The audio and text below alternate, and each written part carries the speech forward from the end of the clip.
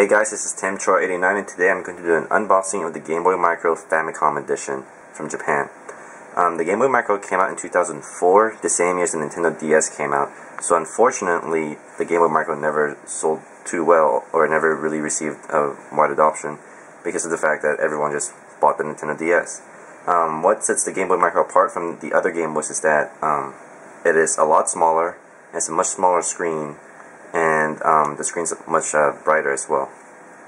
And it has a rechargeable battery as well. And one of the other features also is that Nintendo wanted this to be like the fashionable Game Boy, so it had interchangeable faceplates. And so when the Game Boy Micro originally came out, Nintendo also sold faceplates that you can exchange them with. Kind of like, this is back during the time when cell phones were starting to receive wide adoption, along with the interchangeable faceplates on cell phones. So that's why they had that.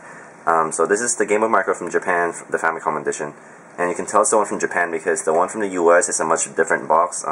It's much bigger and uglier. That's why I bought the Japanese version. And you'll see why. It's much better. So this is the front of the box. And then this is the top. It's a pretty plain box actually. Bottom, left, and right. And here's the back again.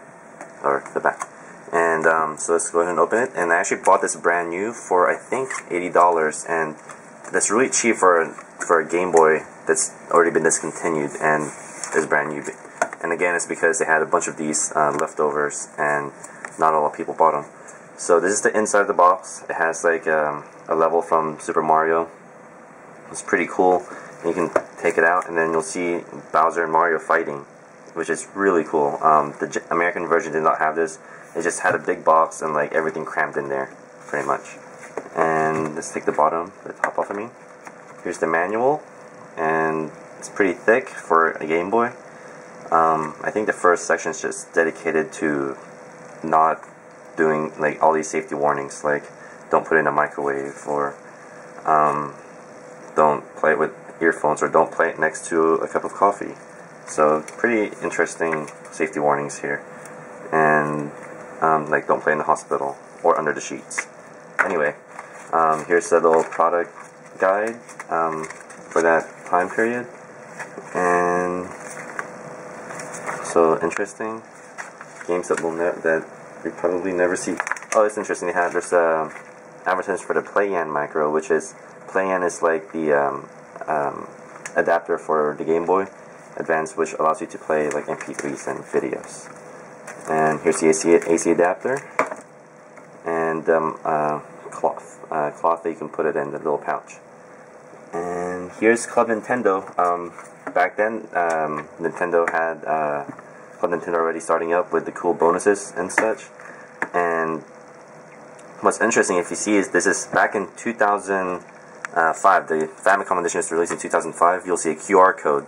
Now, this in the States, like, we just started using QR codes extensively last year, 2010, and so this shows you how advanced Japan is. And pretty cool. Thank you for selecting the Famicom edition. That's a little nice touch. And so let's go ahead and get the Game Boy Micro out. Here you go. And so this is the front, very glossy, very shiny, and it's like kind of like a fingerprint magnet, but it's still really nice. And there's the A/B, D-pad, start, select.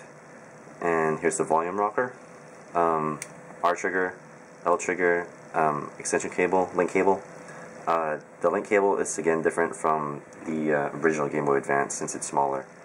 And I believe you press these two little holes are for removing the faceplate. And this is the game slot and the power switch. And this is the back, has the 20th anniversary edition logo on it. So let's go ahead and put in the game, Final Fantasy 1 and 2. Now, and here's the headphone jack. So let's turn it on.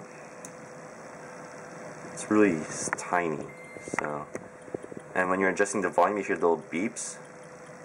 And the lights on the start and select represent your power, and I believe that red means it's low battery.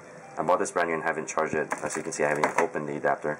And I believe if it's full battery, it's blue. So, and if to adjust the brightness, I believe you hold select and then you adjust that. No, you hold the L button and then you adjust it. So there's, I think, maybe 3 or 4 levels of brightness. So right here, it's the same resolution as the Game Boy Advance. So it's a much smaller screen, so the pixel density is a lot higher, so it looks a lot sharper. But apart from that, the graphics and everything is the exact same thing.